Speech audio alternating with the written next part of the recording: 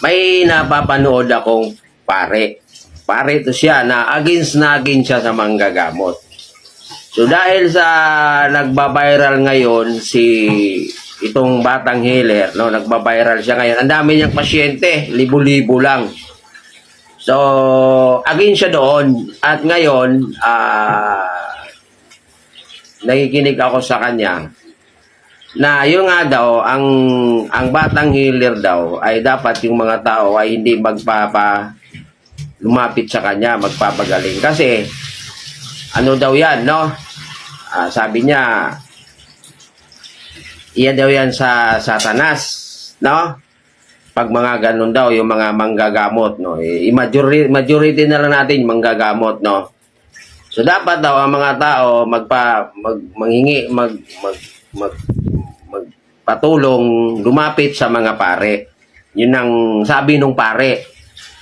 Ayun guys, eto mayroon akong i-share sa inyo regarding sa pare at sa mga manggagamot, no? Etong manggagamot to, matagal na nangyayari ito, siguro mga 5 years ago na or 6 years ago nang lumipas, no, nangyayari. Sabi kasi ng father, dapat daw pag lumapit tayo sa mga pare, doon tayo magpahiling, magpagamot, no? Yun ang sabi ng pare. Eto guys, ganito, no? Mayroong isang presidente sa simbahan, di ko lang sasabihin kung ano yung simbahan, no? Pero malaking simbahan siya.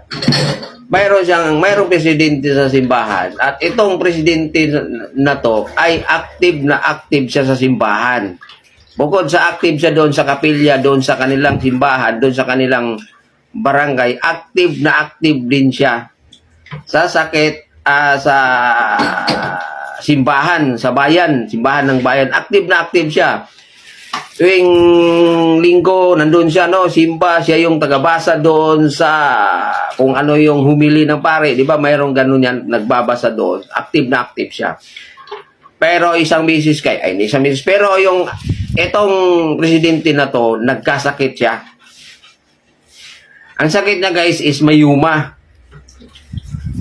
tapos yun nga, nagpa-check up siya, binigyan siya ng taning ng doktor, no, taning ng doktor na 1 buwan na lang ata.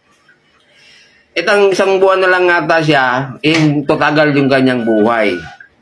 So dahil active siya sa simbahan, no, kilala siya sa pare, dikit na dikit siya sa pare. Kilala talaga siya kasi active siya eh. Kumbaga naglilingkod siya sa simbahan. So dahil gusto niyang gumaling, nanghingi siya ngayon ng tulong sa pare sa simbahan. So, ang gusto kasi ng doktor para humaba pa ang buhay niya, kailangan niyang maoperahan.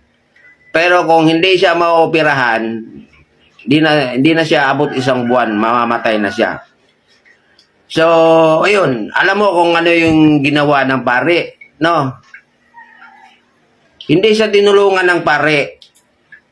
Naka-schedule na yung operasyon niya kasi ang sakit niya mayuma. Naka-schedule na yung operasyon niya. Pero hindi siya maoperahan kasi wala nga siyang, alam mo naman pag operasyon malaking kailangan. Hindi siya tinulungan ng pare na kasi yun na lang ang talagang pag-asa niya na makatulong sa kanya yung pare na bigyan siya ng pera para makabuo siya ng pera, matutuloy yung kanyang operasyon. Pero dahil walang ginawa yung pare, wala. Walang naitutulong yung pare.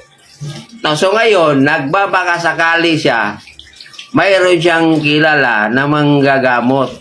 No, manggagamot. Na itong manggagamot to, mayroon na siyang simbahan. Hindi ko lang sasabihin sa inyo kung ano yung simbahan na yun. Pero pag pumunta ka sa simbahan doon, mayroong in charge doon na manggagamot siya. So lumapit siya doon, kasi mayroon din siyang kakilala na doon sa simbahan na yon, lumapit siya at ayun nga, nanghingi siya ng tulong kung pwede,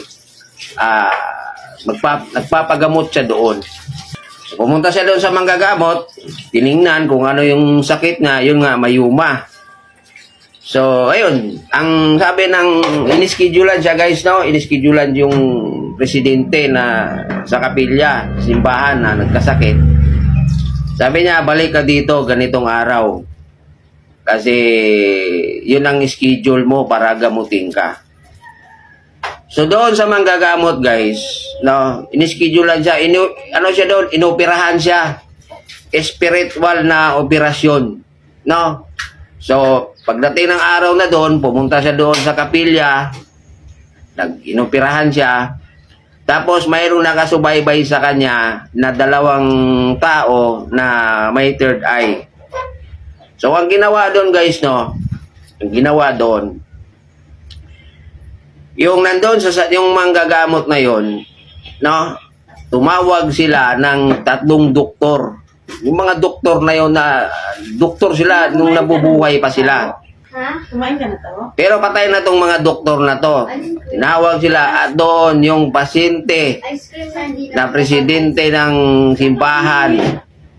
No, inoperahan siya doon sa loob ng kapilya. No, dahil mayuma, biniyak yung dito niya. Alam nyo ba guys, so dumating yung 3 doktor na espesyalista sa mayuma, inoperahan siya doon, pinahiga siya doon sa loob ng kapilya at inoperahan siya. Spiritual na operasyon. Alam nyo ba guys kung ano yung nangyari doon sa 2 third eye na nakasubaybay sa kanya, yung nakakita. Kasi first time nilang nakakita na biniyak yung dito sa parte ng babae, no, sumuka yung 2. Nila yung nakakita eh. Pero yung presidente na nakahiga doon na inoperahan, hindi niya nakikita yon. Yung 2 nakasubaybay lang. Sumuka sila kasi siguro hindi nila matik or hindi nila kinaya yung nakikita nila na biniyak yung dito ng parte ng pasyente doon sa lugar, sa loob ng kapilya. No, inoperahan siya doon sa loob. At ang sabi nung 2 nakakita na yung kanilang kapilya nagbago. Nagiging operating room siya guys, no? Kung parang nagiging hospital siya. Doon sa nakakita lang. Pero yung babae doon, wala siyang ano siya, humiga lang siya doon. Ayun. Tapos guys, gumaling siya. Pero hindi siya gumaling agad, no? Na gumaling siya ng mga siguro inabot pa yata ng mga 3 buwan bago totally siya gumaling. No? So, pagkatapos ng operasyon,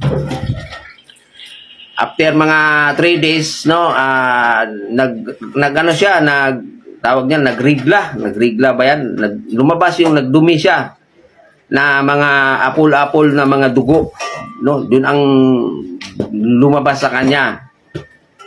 So, yun, babalik-balik siya doon guys, naabot siya ng buwan, 3 buwan siyang babalik-balik hanggang sa gumaling siya.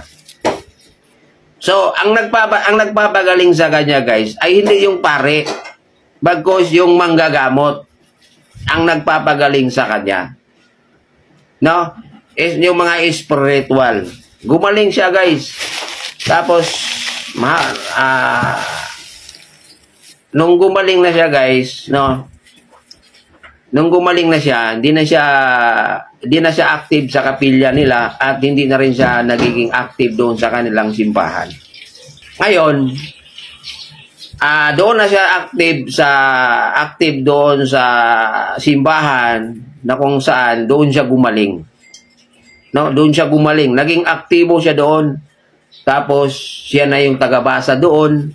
Siya na yung di ba yung sabi ko sa simbahan, no, ay mayroong magbabasa diyan, di ba? Babasahin niyo kung ano ba yan, kasi ako guys, hindi naman na talaga ako nasisimba eh. Kasi yung simbahan ko wala dito, nasa ayun, siya na yung tagabasa. Tapos question siya ngayon ni Father. Hinanap siya ng pare. No? So ngayon, hindi na siya pumunta doon sa simbahan or hindi na siya pumunta doon sa pare. Bagos nagpadala na lang siya ng message sa pare. Ang sabi niya, yung nagutos sa pare na puntahan siya, sinabihan niya na bakit pa ako ano tawag niya? Ang sabi niya, bakit pa ako babalik diyan na hindi naman ako gumaling diyan sa simbahan na yan. So dito na lang ako sa isang simbahan na kung saan ay gumaling ako. Na wala akong ginastos. So yun nang nangyayari guys. Ayun, sabi ng pare, ay napapanood ko na sa kanila tayong pag magkaroon may mga sakit tayo, lalapit tayo sa kanila tayo maghihil. Pero ano yung nangyayari doon sa kanilang presidente? No, sa kanilang simbahan. Nagkasakit, di mo lang tinulungan ng pare. So ang ginawa nung presidente, lumapit siya sa isang simbahan din na mayroong manggagamot. Doon siya nagpagamot. No, doon siya inoperahan. No? Ang laki ng kanyang mayuma guys, no? Nung natanggal doon sa kanyang dito sa pero spiritual 'yon. Ang nakapagsabi lang doon yung dalawang mayroong nakakita kung paano siya inoperahan. Ang laki ng kanyang mayuma at doon nga gumaling siya doon, guys. Gumaling siya. Etong manggagamot na to, hindi ito yung viral ngayon, yung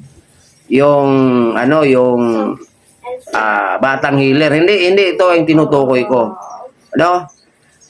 Ayun guys. Saan yung sinasabi ng pare na ang mga kababayan, ang mga tao kung magkasakit sa kanila lalapit, sa kanila maghihil? Asaan? Ang pare guys, walang kakayahan yan na manggamot ng mga taong may sakit. Yun ang katotohanan dyan. Ang may kakayahan na magpapagaling sa mga taong may sakit, unang-una sa lahat, doktor. Mga doktor. No? Pangalawa, yung mga spiritual. Yung mga manggagamot. Pero unang-una talaga, yung doktor talaga. No, pero sabi ko nga na ang paraan ng paggamot sa taong may sakit, kailangan dadaan yan sa tamang proseso. Hindi yung magic. No, kasi sa healer kasi, itong batang healer kasi, ang nangyayari kasi magic. No, isang hawak lang, gagaling agad yung tao. Hindi ganun. Ang paraan ng Panginoon, pag siya gagamot sa taong may sakit, dadaan yan sa number 1, number 2, number 3, number 4, hanggang sa gagaling ka. Ibig sabihin guys, magsasakripisyo ka. No? Magpabalik-balik ka sa kanya hanggang sa tuluyan kang gagaling. Pero pag si Satanas kasi, pag siya ang gagamot sa taong may sakit, magsisimula siya sa taas. Magsisimula siya number 10. Number 10, pababa. Kaya yung mga taong ginamot ni Satans ay gagaling sila gagaling agad kasi nagsimula nga sa taas pero babalik din sila sa kanilang sakit kasi pababa sila pero kung doon ka magpagamot sa taong binigyan ng kapangyarihan ng Diyos na manggamot sa mga taong may sakit, magsisimula talaga yan sa 1, 2, 3, 4 hanggang aabot ka ng 10. So ganun ang nangyayari sa pasyente. Yung presidente ng simbahan na nanghingi ng tulong sa pare at hindi tinulungan, lumapit siya doon sa isang simbahan din na mayroong manggagamot. Ang ginawa niya doon, naoperahan siya at pabalik-balik siya. Inabot siya ng ilang buwan bago siya tuluyang gumaling. Nung gumaling na siya, nagiging aktibo na siya doon sa simbahan na nagpapagaling sa kanya. Iniwanan niya na yung Ngayon, ano ang ngayon ang pumapasok doon sa presidente? No? Ang sabi niya lang, ayoko nang magserbisyo diyan sa simbahan na yan. Kasi wala diyan ang kaligtasan. Nandito ako magsiserbisyo sa simbahan na to. Kasi kahit kukunti lang yung nagsisimba, halos karamihan mga bata na lang ang nagsisimba. Pero nandito ang kaligtasan. No? Ma-spiritual man or ma-material. Saan ka makakita? No? Na ang nag-uopera sa iyo ay mga doktor, 3 doktor na matagal nang patay, pero sila mga espesyalista sila sa sakit na mayuma nung panahon na sila ay nabubuhay pa. Di ba?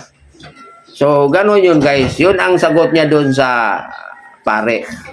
Di na ako magsiservisyo sa simbahan nyo kasi no, wala dyan ang kaligtasan. Dito na lang ako kasi nandito yung kaligtasan, ma-material man or ma-spiritual.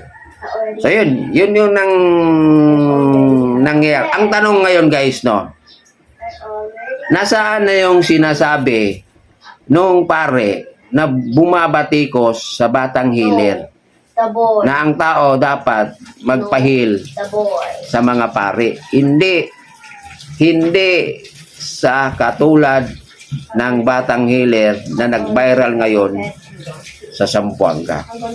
Yun lang guys. Asaan yung sinasabi ng mga pare? So alam nyo na siguro kung ano yung simbahan na yon kasi pare eh. Di ba guys? Pero alam nyo guys, yung simbahan din na nilapitan niya, mayroon ding pare. Ang kaibahan lang, bukod yung pare, bukod din yung manggagamot nandoon sa simbahan na yon. No? Yung pare, wala siyang third eye, pero ang laging kasama niya yung mga taong may third eye na manggagamot. Ibig sabihin guys, no, ang pare talaga, wala talaga yung kakayahan magpagaling sa mga taong may sakit. Ang may kakayahan lang talaga na magpapagaling sa mga taong may sakit, yung unang-una sa lahat, doktor. No? Yan talaga yan, 101%. Sila ang may kakayahan na magpapagaling sa mga taong may sakit. Bakit? Ang mga doktor guys, binigyan ng kaalaman ng Panginoon dyan, Panginoong Diyos, para manggamot sa mga taong may sakit. No?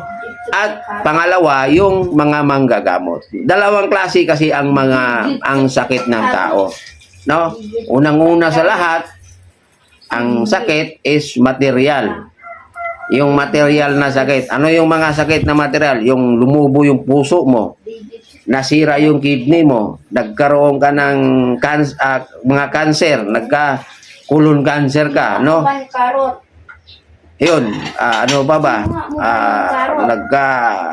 Sa sobrang inom mo, wasak yung mga tinaim ng mga bituka mo. No, yun, yung nasugatan ka, nabaril ka, damage yung ano mo. Yun yung mga material na may mga sakit. Pangalawa, yung spiritual. Yung spiritual, yung mga nakulam ka, di ba? Nakulam ka, mga gano'n, no? Mga naingkanto ka. Kasi guys, ang mga engkanto, may kakayahan din yang magbigay ng sakit sa mga tao. Ayun, yun. Dalawang klase ang sakit. Material at spiritual. Di ba? So, Father, nasaan na yung sinasabi mo na ang mga tao pag nagkasakit lalapit sa iyo, no? Para gamutin nyo.